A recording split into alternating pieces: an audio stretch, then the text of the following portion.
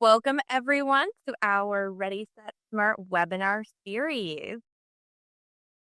Today, we are going to be providing continuous learning opportunities, highlighting how SMART can provide a fluid workflow that benefits teachers and students.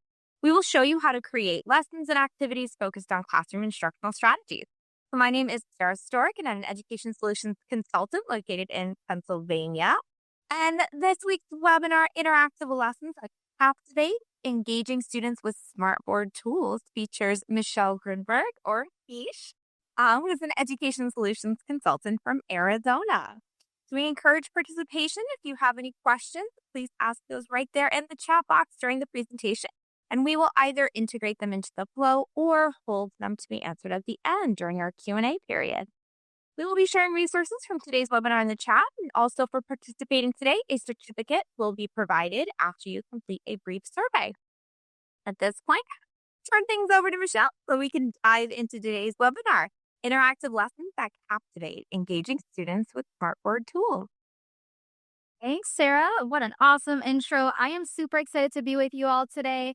Like Sarah said, my name is Michelle or Mish, and my information is right on the screen along with Sarah's and my Instagram handle if you'd like to follow me there, where I post a variety of both Lumio and Smart tips and tricks. So with that, I'm going to go ahead and have you guys join into my Smartboard lesson live time. If you didn't know, you can have your students engaged with you on their one-to-one devices with you throughout an entire lesson. So go ahead and either follow the instructions that Sarah's going to put in the chat for us or follow those on the Zoom screen here. All you need to do is go to hellosmart.com. Then you'll click on Join as a Guest. And you'll put in my code, which is 181461. Give you guys just a couple of moments to do that. As you're signing in, I'm going to give a quick little call out here. So today's session, we're really going to be diving really deep into the whiteboard and all the ready-made resources. We do have a Getting Started with Your Board previously recorded webinar as well. And there we do talk about signing into your board. And the reason I really quickly want to shout that out here is I'm currently signed into my Smartboard. So it actually gives me this code, which is the same every single time for me. So anytime my students come into class and I want them to engage on my whiteboard with me, my code is always 181461. They'll remember it, but also their devices remember it as well. We talk a little bit more about that in our Getting Started with IQ4 or IQ3 webinars that you can access on our website. Looks like I've got 3 of you connected. I'm going to give it just one more second here. Again, those instructions are right in the chat for you or right on the screen. Just go to hellosmart.com, join as guest, and my code is 181461. All right. Just a little housekeeping that I want to do before we get started here. If you have a Smartboard that is from before this school year, your board, when you go to your home screen, might look like this, and that is what we call IQ3. That is our older operating system. So most of what I show you today, it's going to look different, but most of what I show you today, you can still do on your board. It might just look a little bit different, and your buttons might be in a different place. I'll kind of give you a couple shout outs of where that might be, but just so we know for today, my board is going to look like this guy over here. That's IQ3. Your board, your home screen will look like this if you got your Smartboard this school year. So again, I'll be showing you using IQ4 today. If I get to the whiteboard and it doesn't look like yours, you likely have IQ3, and that is A-okay. You can do most of what I show you today. Just again, those buttons will be in a different place. For today, we're going to focus on some upper grades and different content matter activities and examples that I'm going to show you today. But a couple weeks ago, I did another webinar very similar to this one, and it focused all on primary literacy. So if you are logged into my class right now, you can click right onto here. It'll take you to the recording of that webinar where I show you so many different examples of specifically how to use those ready-made resources for primary literacy. That's not something that we're going to touch on today. So if you'd like more examples on that, that's right here. And it's also right in the chat for you. And then for those of us that might have IQ3, so a Smartboard from before, We do have two other previously recorded webinars that Sarah's going to drop for us in the chat right now. And those are on using our different math tools for learning with your smartboard, and then also how you can import PDFs into your whiteboard for very interactive lessons. So just a couple others, like I said, in the chat, you have 3 previously recorded webinars: primary literacy, math instruction, and powering up your PDFs, all using your smartboard. These two specifically here are shown using our older board. You can do them on your new board too. Again, just those buttons will be in a different location. All 3 of those webinars are in the chat for you. All right, are we ready to get started? So we have so many different ready-made resources, things that you can pull up right on the fly in front of your students, no prep required, and I'm super excited to show you some of those today. So I'm already here in my whiteboard, so I've got the toolbar down here. You'll see it's right over here. And all the way to the right, my very last button is that plus sign. If I click on that plus sign, I am really quickly just going to grab in this section right here where it says exit tickets. You'll see we have a few different pre-made exit tickets that I can really quickly grab and then choose how I'd like to use. So we've got how do you feel? Maybe I might use that how do you feel after a lesson just to kind of gauge how my students are doing. Do we need to keep practicing? Are we ready to move on? There's a few others too. We can do a quick vote. I'm going to go to agree or disagree. And I might ask my students a question like, does pineapple belong on pizza? So I'm going to make that a statement. Pineapple belongs on pizza. Do you agree or disagree with that statement? So if you're connected to my lesson, I'm going to go ahead and click start. I always like to make sure I say everything I need to say before I click start. So now my students are released. If you're connected, you should be able to answer that, that statement. The statement is pineapple belongs on pizza. Do you agree with that or do you disagree with that? I don't have to ask you all, hey, are you done? Are you done? I have my little chart here that's growing. I also can click on show live results, and I'm hesitating here because I'm nervous. I want to know where we all stand. Does pineapple belong on pizza? Are we going to be friends or enemies after the answer to this? Okay, we're like a house divided here. So this is a really great option here. I'm going to do just another question here. So you can see here that it's anonymous. I'm going to come right back and grab just another one. It's very simple. Click on it one more time. And now I'm going to ask or make another statement. And my statement is technology makes lessons more engaging. Technology makes lessons more engaging. Agree or disagree? I'm going to go ahead and click start. Do you agree or disagree with that statement? Technology makes lessons more engaging. Awesome.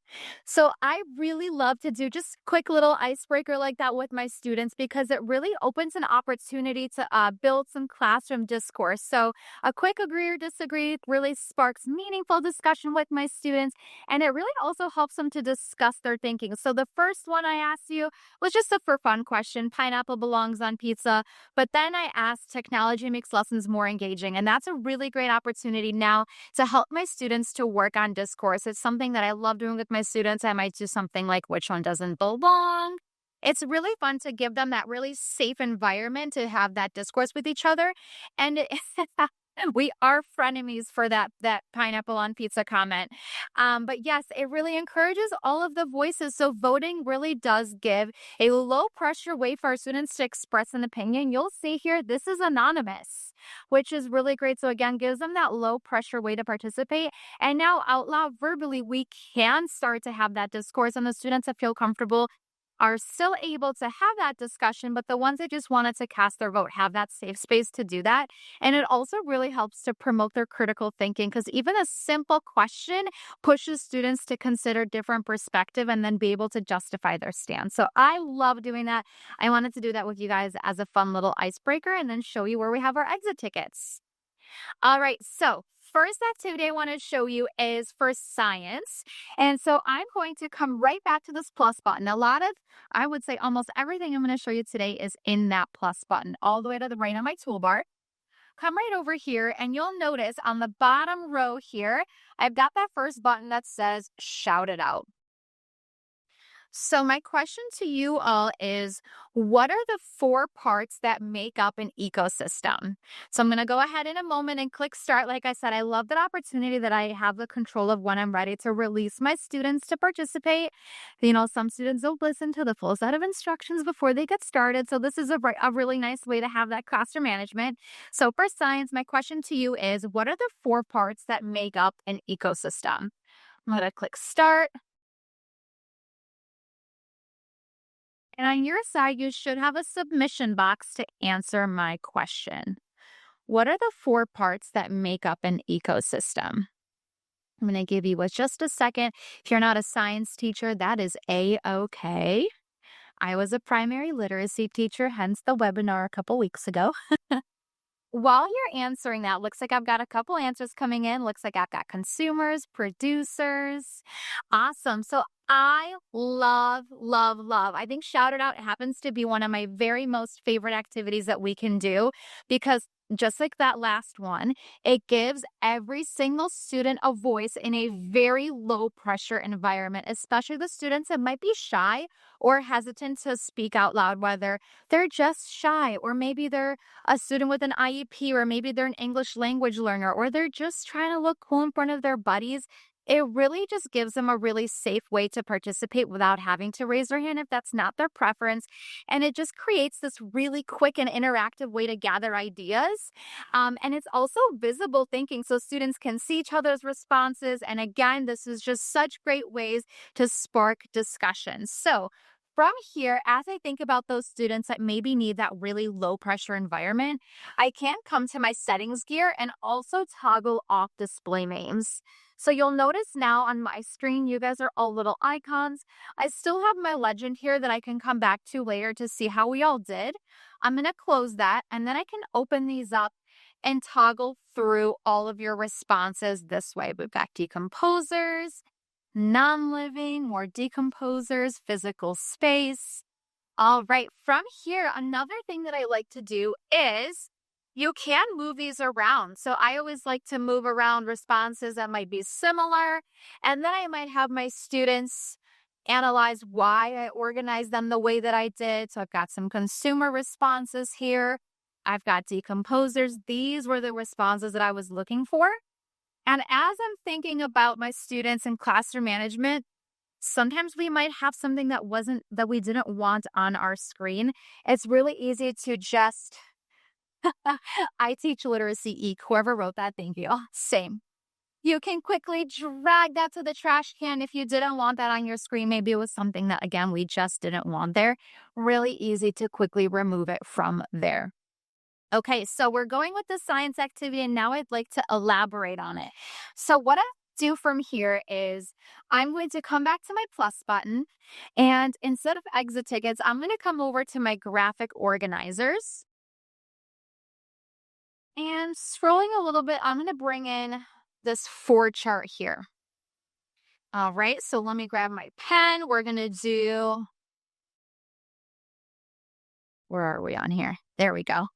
We're going to do, if I know how to spell, we're going to do producers,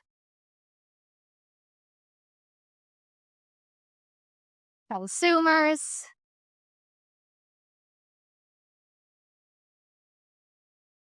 decomposers.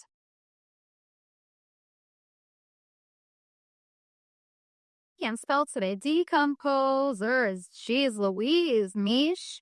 All right, and one more.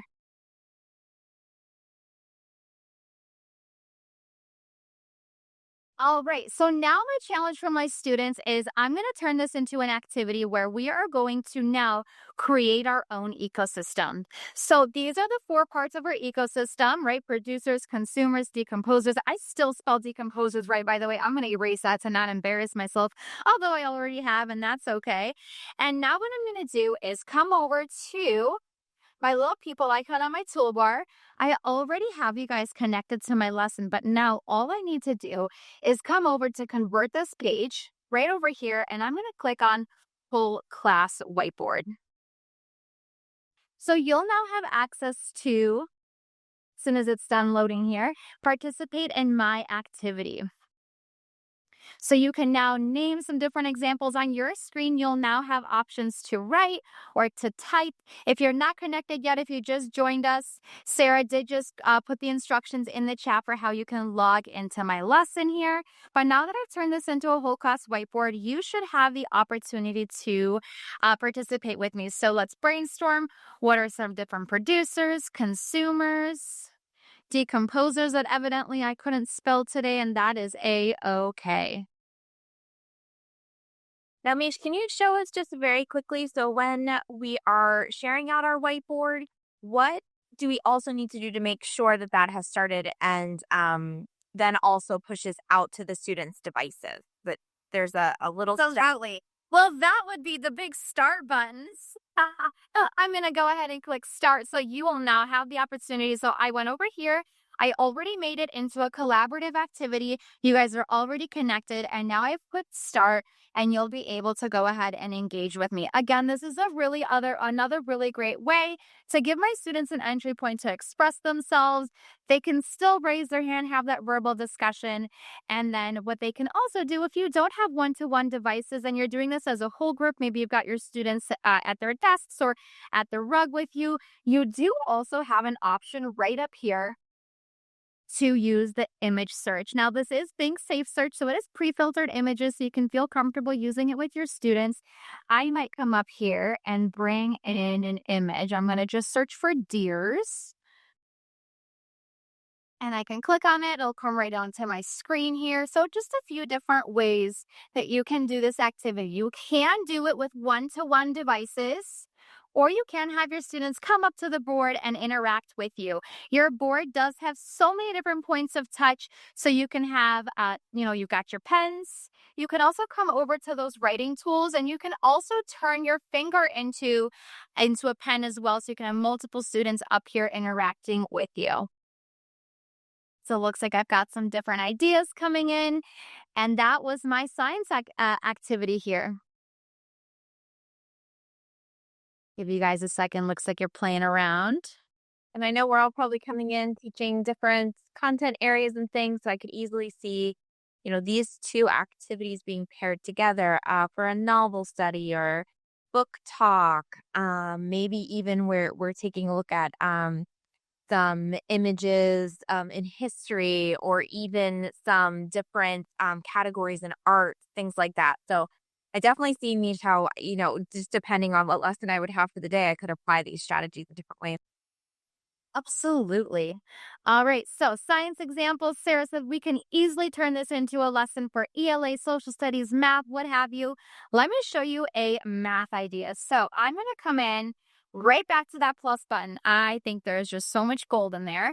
And I'm going to bring in a brainstorming web this time. Now, what I would like for you to do is I just would like for you to please use just either writing or typing. And my question for you is think of real world examples where we might see acute angles. Where might you see acute angles? My instructions for you are just write or type. So no images, just write or type. So acute angles. We're already connected. I'm going to turn this into a whole class whiteboard. You're already connected with me. My session has already started.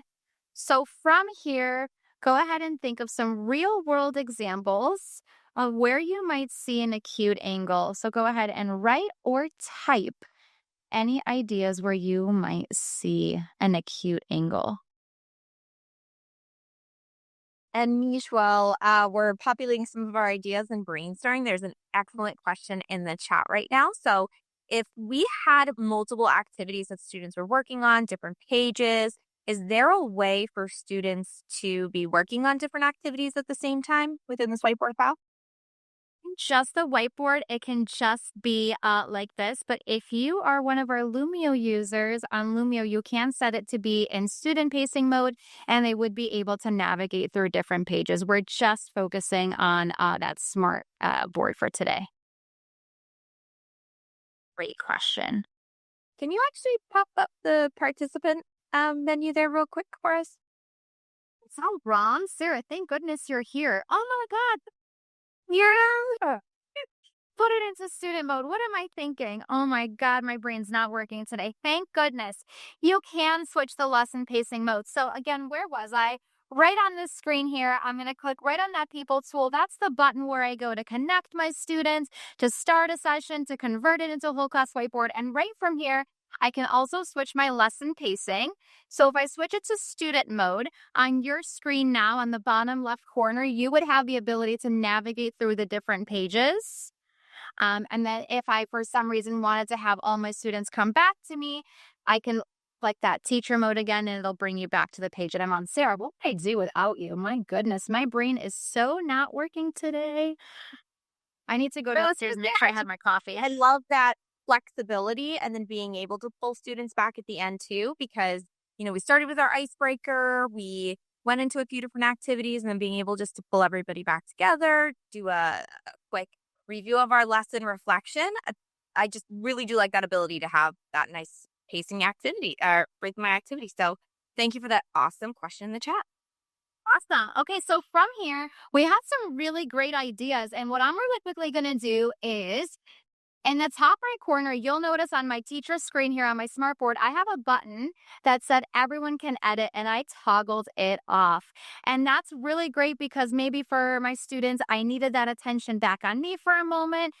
You guys can still see it on your student screen, but you can't edit it. So it really gives me that moment to have that control again. So from here, looks like we got some good ideas. The corner of a triangle road sign, the tip of a slice of pizza, a seesaw when it's down. Ooh, that's creative. I love that. Scissors, alligator jaws, watermelon slice. It is almost summer, so I'm going to go with your watermelon slice. Looks like you got me a picture here, but again, using that image search here, I can easily come up here now and start to think of what all these are. So I can search watermelon, I can search slice of pizza. Let's see what it brings me.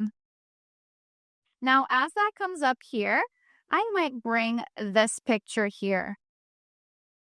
I love using a brainstorming web because it really allows for my students to feel like their voice is part of our lesson. So we're engaging together, and I'm really giving them that opportunity to think of different ways or places that they might see a slice of pizza. So I got this pizza here. I'm going to make it larger.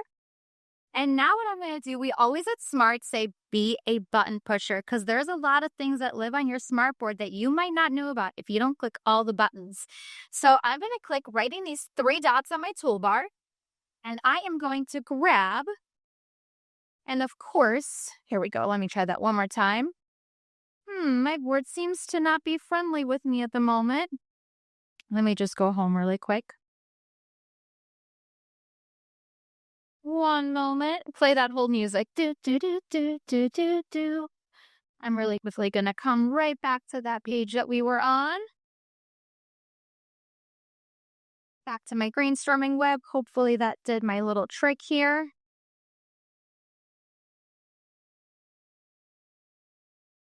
You'll notice I was able to leave that lesson and come right back to it. And everything that we're doing is still saved right in here. So tomorrow when I'm with my students again, we can still expand on this lesson, or later on during my prep, I'd be able to re-access my file if I needed to see how my students all did, if I needed to do any recalling. Okay, well, I was going to show you a really fun math activity, but I'll just tell you about it right here in my whiteboard. I clicked on the 3 dots, and you'll notice here that there's a few different options, and one of them has some math tools in it. It's the 3rd button where that compass is, and there is a protractor in there. And there is a really fun protractor that you can bring out, and it allows you, we're going to imagine really quick that I had it. Looks like this, right? And there is a button that was right in the middle. And if I click on it, it actually lets me build. I can drag out my angle like this. And then essentially, when it's done, it comes out labeled and tells you exactly what the degrees are, what the degrees were of that angle. So that was the activity I was going to show you. Sometimes things don't go as planned, and that is A-okay. For any of my primary teachers that might be here with us today, any elementary teachers, other math tools that you can use, back at that plus button, we've been doing a lot with our graphic organizers. You also have a manipulative section. So lots of different ideas here for math. You've got your base 10 blocks, your algebra tiles, you've got coins, fractions, lots of different things that you can do. You've got a clock. And these are also really fun ways to bring and support our students that need visual and tactile approach with our lessons. So I might come up here and say, show me 2 ways to make 75 cents. And again, your board does have multiple points to touch. So I could call on 2 students to come right up to my board. All of these here are infinitely cloned. So I have my students come up here and we can count by 25, count by fives, count by tens, and we can find different ways that we can make 75 cents. So again, this is just a really nice way for our tactile and our visual students to come up out of their seats and interact with each other. And those are some really cool math tools in there. I'm looking in the chat really quick. Looks like we are all good. So we're going to go ahead and go through a social studies example now. So what I'm going to do, if you haven't noticed, I love Shout It Out. I just think it's such an easy way to quickly get my students engaged, especially as we're thinking about students in high school.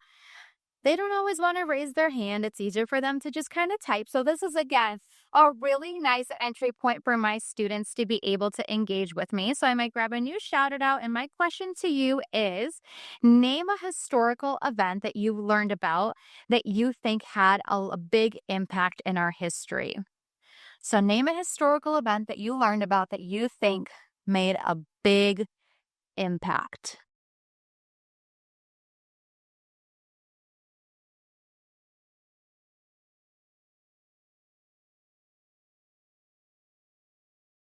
Sarah, let me know if that's working on your end over there.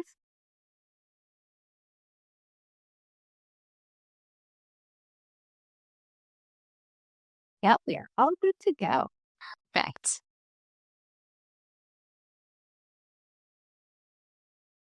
And this is one of the last activities that I'm going to really show you. California Gold Rush. Give you another moment here. And again, I think this is such a great way, not only to give our students a different entry point, but I'm going to build from this activity. You'll see in a moment. And it really makes our students feel like they are taking part in how the lesson is going to go. The invention of the elevator. Yeah. Oh my God. What would we do without elevators? I just had this discussion with someone recently because I live in Arizona and it's hot.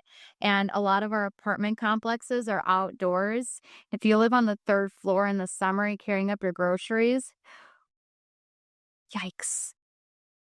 All right. Good question in the chat. And does this Shout It Out connect to the slide that you're on?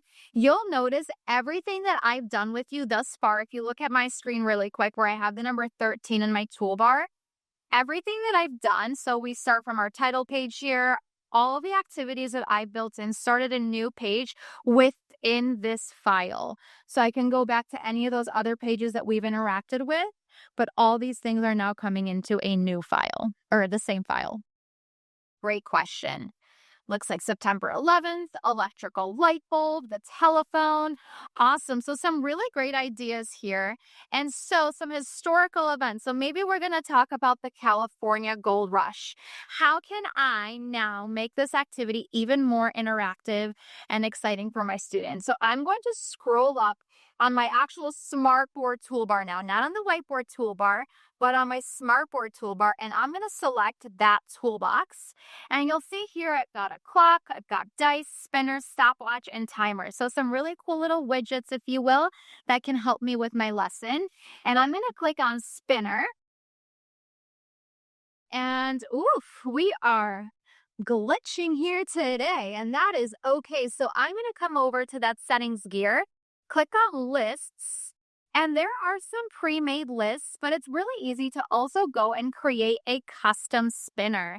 So I might, as we're analyzing these events like the California Gold Rush, I might have come in and let's see, new item. Oops, I gotta name it first. We're in a social studies lesson, learning about some history. Make sure, Michelle, that you know how to spell today. I can change the color of my little parts of my spinner. And maybe we can talk about geography's role. We can talk about economic impact. So, really quick, economic impact. I'll just do a couple here. Add. I can keep adding different parts of my pie here. Let's do one more. We can do again that geographical role. So just to make it short, I'll do the geo role. We'll know that that means geographical role. And let's do just one more for this lesson. And let's talk about the modern connection to that event. So modern connection. All right, now that I am all done, add that in, close it out. Oops.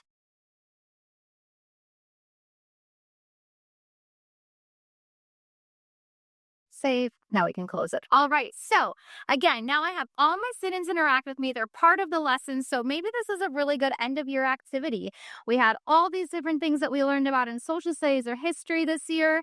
And I want to hear from you which of those events you think had a giant impact. So it looks like Melissa here said the California Gold Rush. I can now come to my spinner and now we can talk about the geographical role that played in this event. So analyze that event from the lens of what the spinner lands on. So really, really fun activity. And you can also do this for ELA, for example. Again, not one of the subjects we talked about today, but what you could do is maybe bring up all the novels that you read in your ELA class this year. So maybe you read the book Wonder, The Great Gatsby, whatever books you read. And then instead, you might customize this spinner with the tone, theme, symbolism, character motivation, conflict, the setting, impact, author's purpose. So just a fun activity to do with your students. Bring up those novels that you read, and then maybe we can talk about what the tone was in that book. Again, the theme or the symbolism. All I need to say here is it just really empowers our student voice, inviting our students to share historical events or novels that they read really creates and finds meaningful increasing engagement. It validates their prior knowledge. Again, this can be done at any point in the school year, but I think now, especially it being May and school being let out, it really helps to foster such a sense of ownership in the learning process. So I know that right now Sarah's going to drop some links for us in the chat. And those are going to go over some of the resources that we had. Again, in the beginning of the call, and if you scroll up in our Zoom chat, I shared some different recordings of webinars that we already had. So just a couple weeks ago, I talked about all the same things, but specifically for primary literacy. I also shared we had that PDF webinar, we had a math webinar. So we have lots of different ideas of what you can do with the ready-made resources right on your smartboard. In addition, if you feel like you just need to go back a little bit and have some self-paced and self-guided practice, you do have access to our academy. It's totally free. There is a course on there. No matter which smartboard you have, there is a course for you. It gives you a simulated smartboard screen. That's all right in the chat for you. You can finish that course and get a certificate for it. This is our last smart webinar of this school year, and stay tuned for next year as we announce more. But if you do click on that button, you'll have access to all those previous recordings as well. Our YouTube is also a fantastic resource to go. Lots of quick 2 to 3 minute clips, as well as all of our previously recorded webinars. That's all in the chat for you. And as always, if you're not one of our ambassadors, I see a couple of ambassadors here in our call with us today. Just a really great community to be a part of. Always stay in the know, especially with our newer boards. Lots of new updates coming out, features being released, and different things like that. We always announce those in our ambassador platform. That's also right in the chat box for you.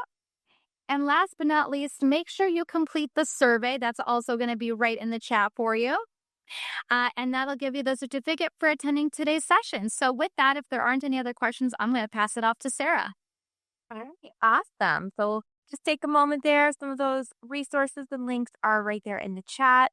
Please make sure you take a moment to click on the survey link. We appreciate your feedback. And then once you have completed that survey, again, just to repeat the workflow there, that PD certificate will be generated after you complete the survey. And then you can copy and paste that link to save your own unique certificate. All right. Well, thank you all for learning with us today. Really appreciate your participation throughout today's webinar. Thank you, Michelle, for your expertise and insights into the ready-made resources on the smart board. And we will hopefully see you all in a future webinar. Thanks, everyone. See you next time.